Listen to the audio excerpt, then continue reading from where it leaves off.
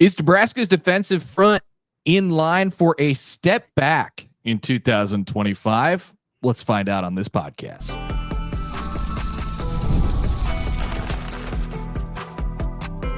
You are Locked On Nebraska, your daily Nebraska Cornhuskers podcast, part of the Locked On Podcast Network, your team every day.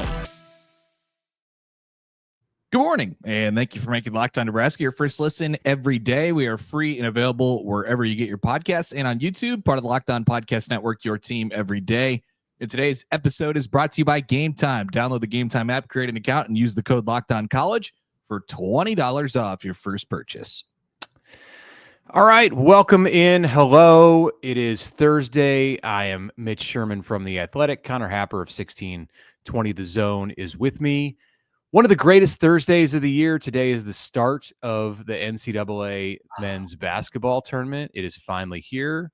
Hopefully you all get to sit back and enjoy the games today and tomorrow and through the weekend. I hope that you are dug out of the March blizzard. We thought we had the March blizzard a couple of weeks ago, and that was just a light snack compared to what happened on Wednesday while I was traveling home from Arizona. I made it home. You can see somewhat if you're watching on YouTube, thank you. If you're listening on Apple or Spotify, thank you. And you can't see that I'm home, but I'm telling you that I am. Got high-centered, Connor, at 1 a.m. on the mountain of ice that had accumulated via the snowplow at the bottom of my driveway. So that was nice. That was a nice welcome back to Nebraska, but was able to remedy that in a short time thanks to my family and myself digging our car out of the ice. So everything good with you? Yeah, well, aside from that, I didn't get high-centered yesterday, but a truly miserable weather day around here. And now we get the thaw out, and I think that's probably it. I'm not one to claim weather related items. Not going to be doing that, but I don't know. We're at the point in the year where it's probably about time for that to slow down. So I guess we could take one last one and then change it for good. It would seem that it needs to stop. Yes. I don't know if we're going to get floods now. Maybe we're past that possibility, but that was a lot of snow. So, yeah. All right. Today on the podcast, as you mentioned in the open, we're going to talk about Nebraska's defensive strength. We've been previewing spring, which amazingly, spring practice starts early next week. First practice out there on the thawed fields of Lincoln, Nebraska should be Monday or perhaps Tuesday. We'll get a schedule from Nebraska football here, I'm sure, in the next 48 hours or so. But regardless, they're going to be practicing next week. And we are going to talk today about the defensive line and the linebackers, the area of Nebraska's football team that was hit unequivocally the hardest with transfer portal losses. So let's start there before we get to some strengths and what we see as strengths of Nebraska's front six or front seven on defense in 2025, and just remind everyone what happened in December and how traumatic it was for Nebraska to watch not just Tony White, the defensive coordinator, and Terrence Knighton, Nebraska's defensive line coach, head off to Florida State as soon as the regular season ended, but then for John Butler to go in the portal and end up at LSU, for James Williams and Stephon Thompson to go in the portal and follow their coaches to Florida State, for Vincent Jackson, a promising second-year player in the program last year, to transfer to UConn. Mekhi Bayer, who was a established starter at linebacker, another SEC program for Bayer. He's going to be at Missouri in 2025. And then Kai Wallen, a backup defensive lineman who they'd invested 2 years in. He's out at Oregon State. So that is a lot to sustain at one position group or one portion of your defense. Oh, that is, of course, on top of losing Ty Robinson and Nash Hutmaker. Right. Right.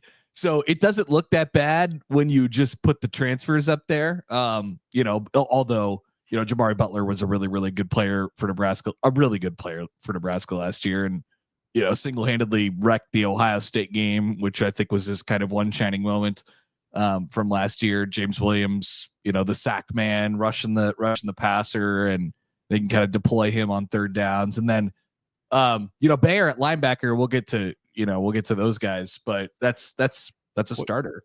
What do you think the Ohio State film earned Jamari Butler in NIL/rev share money via the portal, thanks to his agent? I'm sure playing that on loop for personnel departments in the SEC. Yeah, they always say when you're making a highlight film, when you're making a tape, like put the best stuff, the most eye-popping stuff first. I would assume the first play on Jamari Butler's reel was, I don't even know if they do that anymore, but on the tape was something from the Ohio State game. He did.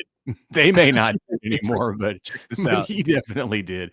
Yeah. He needs to send like a package of a care package to Ohio State's replacement left tackle in that game from last season, because the thought when Jamari left was that, oh sure, well, it makes sense because Tony White and Terrence Knighton, and that's a close group, and Jamari was thought to be set as one of Nebraska's defensive leaders in 2025. In fact, when Matt Rule announced that he wanted to come back and Marquise Buford wanted to come back, and this was, I think, before the Iowa game, he was handing the keys to them. It was, okay, we had Ty and Nash and John Bullock, but next year, Jamari and Marquise Buford are going to be the ones to take that torch.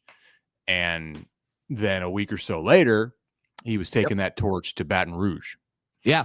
There's some real losses there. And so Nebraska had to retool in the portal, and they're going to have to ask some younger players who haven't given them significant minutes yet, simply because of the guys that have been in front of them for the last 2-3 years since they've been in the program haven't been able to do anything yet. And now it's a really, really good opportunity, especially in the spring, to kind of establish yourself. So we're talking about guys like Riley Van Poppel, who has, he's on the red shirt plan a little bit last year after being pretty good in his freshman year. Cam Lenhart, who played less last year than he did in his freshman year, just because they really started to lean on the top guys, and Elijah Judy. I think the same thing goes for him as well. And then there's some more reserves who will have a chance to kind of mix themselves into those guys' roles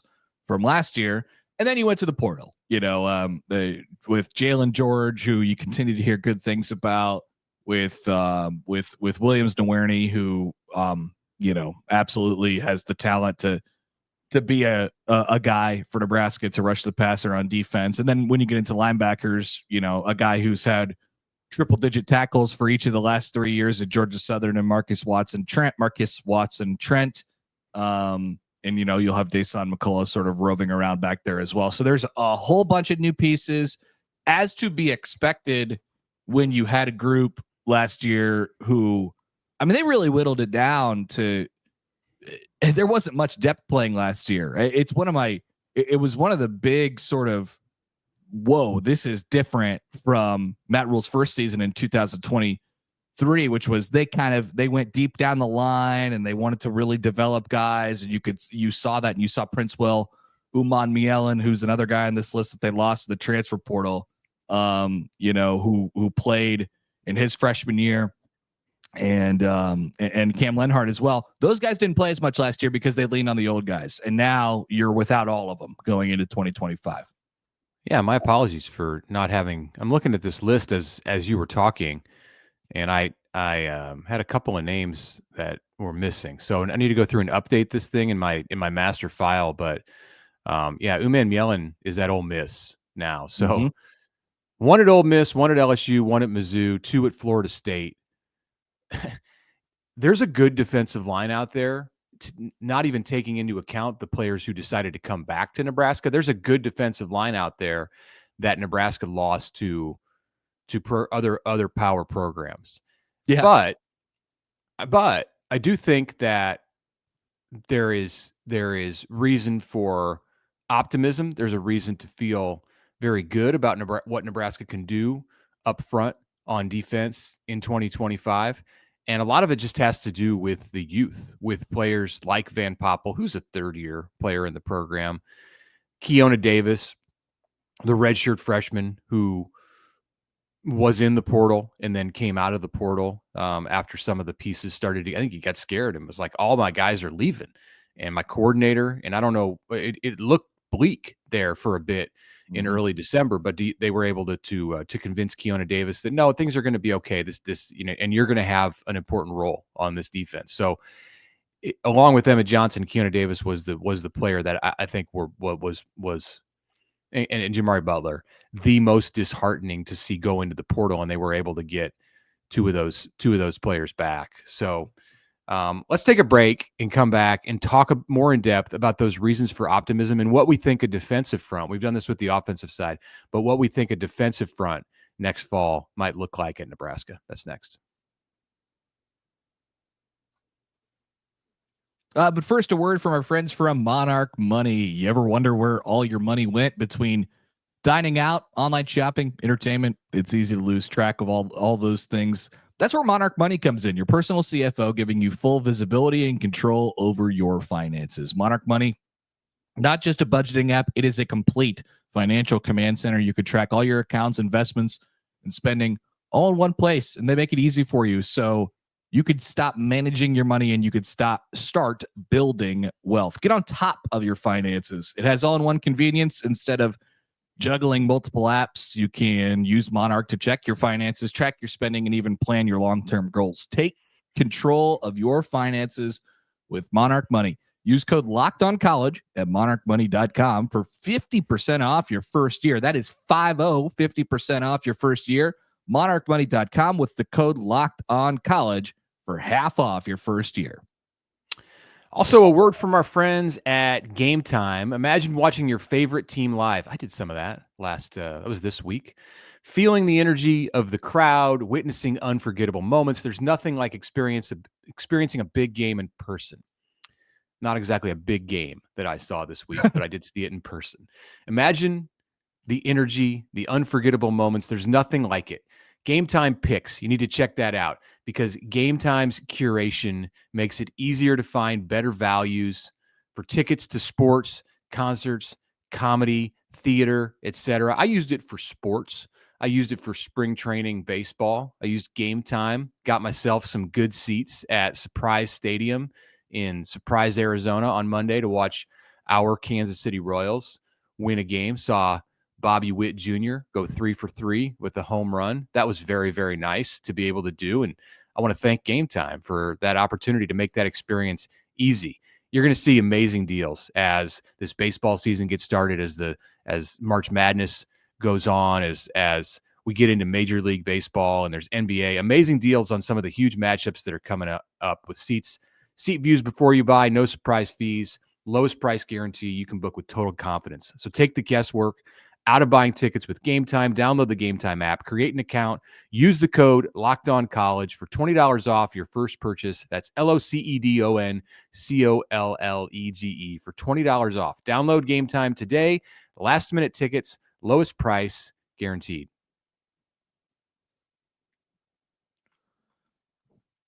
All right, welcome back. Segment 2 here on a Thursday. Connor Happer, Mitch Sherman with you.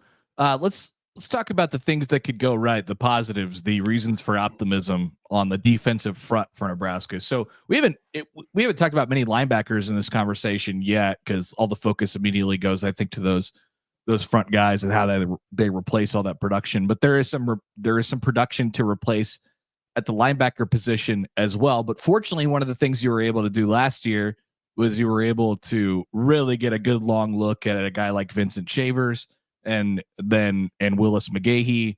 And so those guys, I think, step into more major roles. And you add Marcus Watson Trent, who, like I said before, has been a really productive player, although at the group of 5 level, I think that production will probably translate over. And then on the front, with the bigger guys, we're talking about the bigs on defense, the biggers, we're talking about guys like Cam Lenhart really stepping into some playing time, Riley Van Poppel assuming a role, and Elijah Judy and Keona Davis. And so when you think about that group, that's just where I start. But I think there's, a lot of, you could look at the group as a whole and say, whoa, I mean, they could go pretty deep here.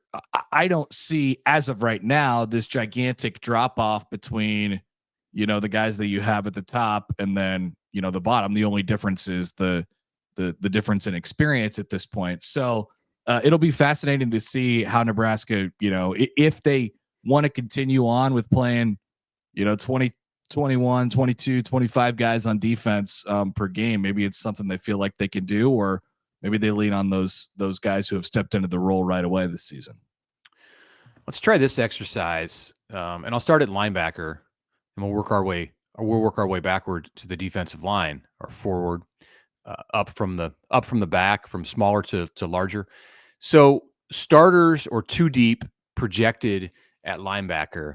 I just went through this quick and identified 5 who I think are in the two deep on the first practice of camp. And I don't know, I don't mean that literally, because maybe they being Rob Dvorak, Nebraska's linebackers coach, and Phil Simpson, who's going to coach the Jack linebackers. Maybe they say to the transfers, hey, you got to earn this. But the first day of the second week of spring practice, who I would expect to be in the two deep for the Huskers, McGahee and Shavers, the two true sophomores who came in last year and made an impact. Javen Wright, because of all his experience, he's the 12th year senior there in the linebacker group. I actually think it's his 7th year senior. Pretty close. So Nebraska's hoping very much, I think everyone's hoping very much, that Javen Wright is healthy. And I don't know what the spring brings for him as far as reps, because he's been around so much, and he's one of those guys like Singleton and Buford in the secondary who don't need to get a lot of reps, although his practice reps were quite low last year as a result of his medical condition, the blood clots in his leg. But that's a decision for the trainers and the coaching staff and just the medical personnel where he's at. So, but I'm putting him in my projected top 2. So Wright, McGahee, Shavers, and then 2 transfers: Dasan McCullough, the Oklahoma transfer, and Marcus Watson-Trent. Yeah. I was going to say the elder statesman of the linebacker group, but with Javen Wright there, that's a tough thing to say. He's the most experienced, the most reps, the most tackles, the most college football playing of anybody. It goes to Marcus Watson-Trent. So that's 5. And I'm not sure today at this moment who I put as the if you're giving me a 2 deep, so 6. I'm not sure who the 6th. Where would you go? Let's say you're projecting, and take injuries out of the equation, because Dawson Merritt, the true freshman from Kansas City, is hurt going into spring. I'm looking at my my scholarship distribution here. So Maverick Noonan, could be a name that pops up a little bit. I mean, that's they're going to want that to hit at some point. Third-year player, Elkhorn South, son of an ex-Nebraska great, been injured, and he was highly regarded coming in 2 springs ago. Do you then, kind of take a peek at the freshman? Do you take a peek at a guy like Dawson Merritt or Christian Jones? We're talking about for fall now, for playing time. I mean, it's clear they worked McGahee and Shavers into the conversation last year to the point where we feel confident in them coming back this year. So there's precedent there. Maybe those are the next 2 names that I would bring up into this one. Yeah, Dvorak doesn't mind playing young guys. You can definitely see that. And I think Christian Jones, especially because he's got a leg up now. Pierce Newberry and Dawson Merritt, the other 2 true freshmen at linebacker, coached by Dvorak, are hurt and are going to miss the spring on the field. So if you're Christian Jones, I think you have a chance to run with that. And maybe we're overlooking him a bit. This is a top level elite linebacker out of Omaha West Side. Would people be more excited about Christian Jones if he was from like Plano, Texas, or like Long Beach Poly? I he's that kind of a player. He's the kind of player who's come in from states like that and has had a big impact on Nebraska football.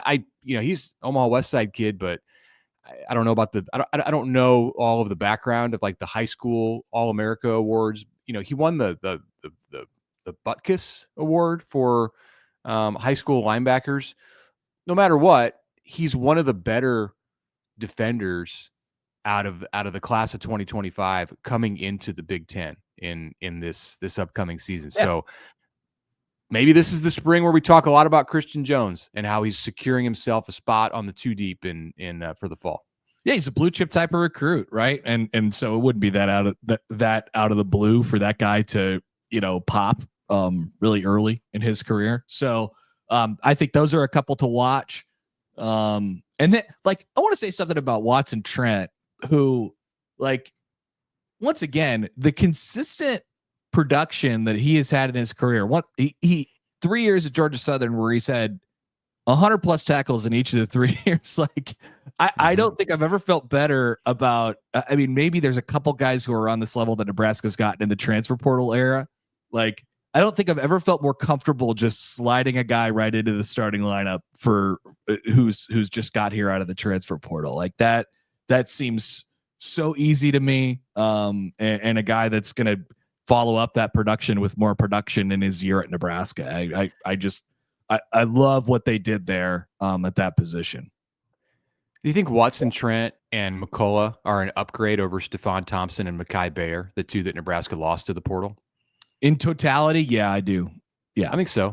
And I don't think that's revisionist thinking either. I think that those two, you could say, Georgia Southern, but no, I think that experience-wise, it's what their ceiling is. That's a duo that's going to produce more than what Nebraska would have got out of the two linebackers that lost to the portal. Yeah, and Thompson didn't really do much for you last year. So, and Bayer, but he was productive at Syracuse. He had kind of those Watson Trent-like numbers when he was at Syracuse. So that's kind of crazy. And then Bayer and Watson Trent are different types of players, right? So it's sort of hard to do a 1-for-1 there. But I think Bayer's a jack. Yeah.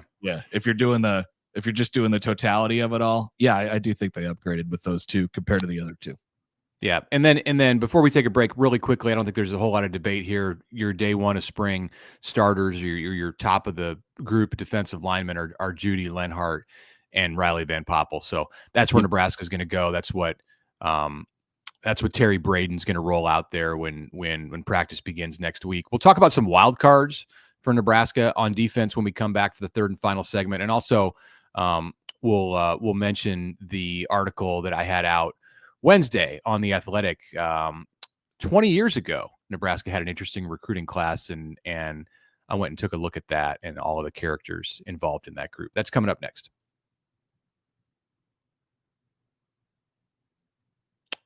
Right now, though, a message from 5 Hour Energy.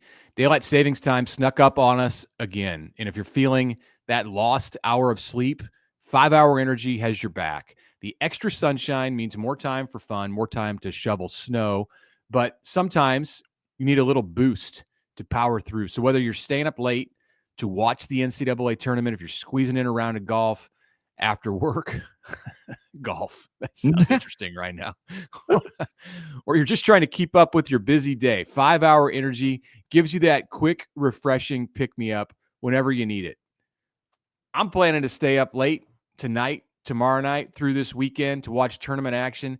If you're doing that too, 5 Hour Energy can give you the pickup that you need to get into the next day. You want to go outside for a hike or a run, try the tropical burst flavor of 5 Hour Energy. Head to 5hourenergy.com to find over 15 flavors to choose from, including watermelon, blue raspberry, peach mango. You can even build your own 12-pack or 24-pack and have it delivered right to your door. Need one now? Grab a 5 Hour Energy shot at your local grocery or convenience store. They're everywhere. Stock up today and stay energized with 5 Hour Energy. The NCAA tournament is here, and so is the Bracket Breakdown. Locked On Podcast Network and Amazon Fire TV channels are teaming up to deliver NCAA tournament coverage like never before. Watch studio shows featuring former players and Locked On's local experts as they guide you through every upset, buzzer beater, and bracket matchup. Stream it all for free on Amazon Fire TV channel. Search Bracket Breakdown to see it all for free. It's your team every day.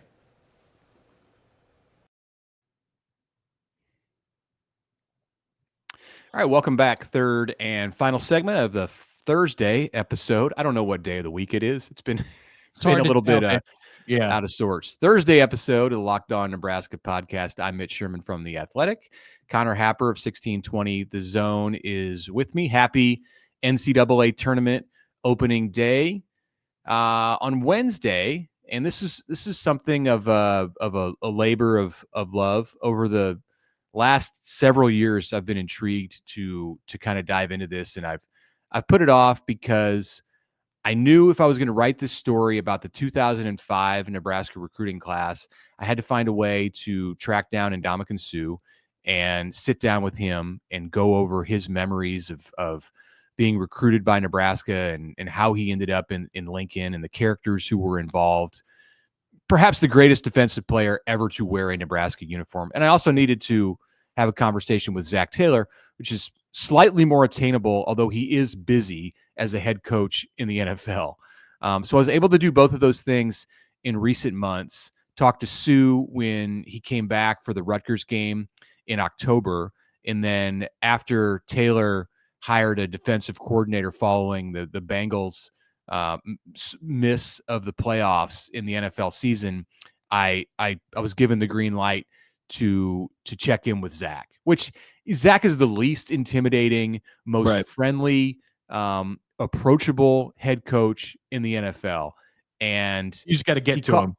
Yeah, right. He called me one day when I was about to go on the radio with your coworkers, John and Josh, on a Monday afternoon. And I think I was like starting to do a workout in my basement, and it was like, nope, okay, NFL head coach is calling me. I'm getting off this bike, and I'm gonna. So those guys, I'm looking forward to talking to them, because I told them, I'm like, I was delayed. Whatever. I'm talking to somebody that you guys will be glad I talked to down the road.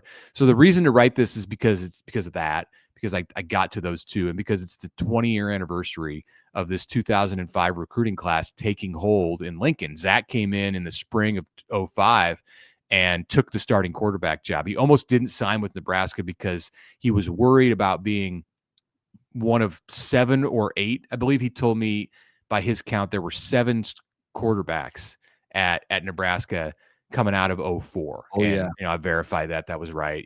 And they're all, other than Joe Gans, they're all kind of strange footnotes in Nebraska history. You had Joe Daly, who was a starter in 2004 and ended up going to the there was no portal then, but he transferred immediately after the spring when he came out of it like 5th on the depth chart. But the 2005 class as a whole was ranked number 1 in the country by Tom Lemming, who had a relationship with the head coach Bill Callahan that dated back a quarter century to Callahan's time as a GA at Illinois. And then there were just so many characters, from Suh to Marlon Lucky, the crown jewel of that class, is a 5-star running back that Nebraska took from USC right there in LA, to Matt Slauson, who came in the spring after the whole thing and the whole class had signed, and Callahan took one look at Slauson and said, "Yes, I want you."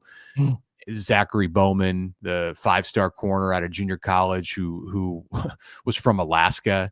And just wore Bill Bush ragged on the recruiting trail. Bill Bush, the recent Nebraska special teams coordinator, but also long ago Nebraska special teams and defensive assistant. So it was great. It was great fun for me to talk to Cody Glenn and Zach Potter, and I talked to Matt O'Hanlon. You might see his name in there like once in the story, but Matt O'Hanlon was the afterthought of afterthoughts in that recruiting class. Like, wasn't even really in the recruiting class because he was a walk-on.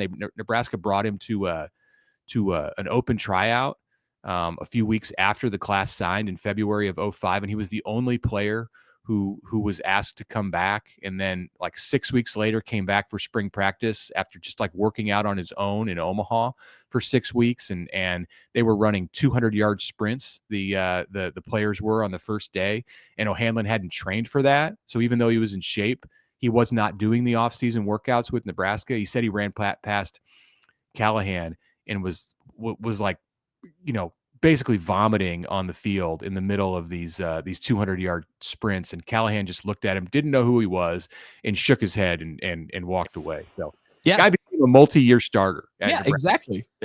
Had a couple of huge games and throughout his career. I mean, it's a great story, and it's a window into recruiting looking a lot different now. I wonder what the stories they'll tell about this era of recruiting that we're in right now in 2040.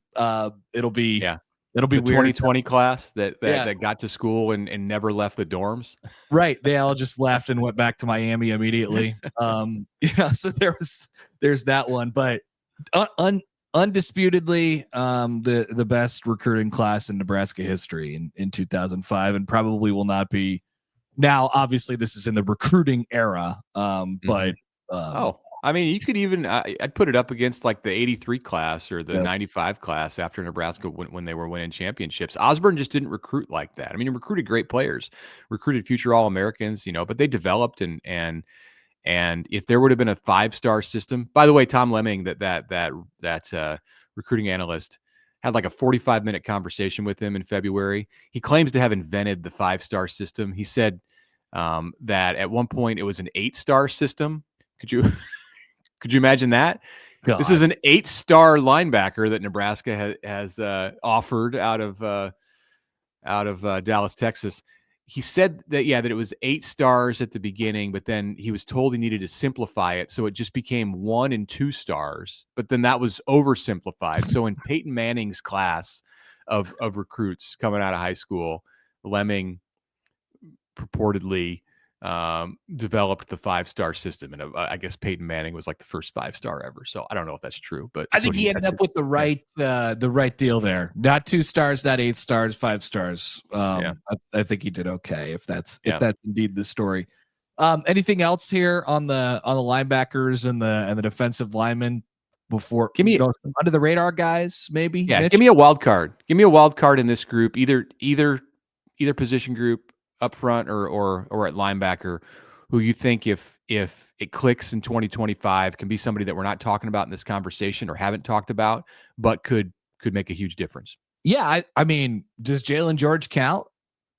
Sure. Okay. All right. Thank you for allowing that. Yeah. There's no rules. Nebraska gets Jalen George, a transfer from East Tennessee State, right off the bat here to, it felt like it was in the midst of Nebraska losing all those players to the transfer portal, and you're like, who are they going to get to replace those guys who have been, good players for them for the last couple of years? And the answer was like, oh, the guy from East Tennessee State.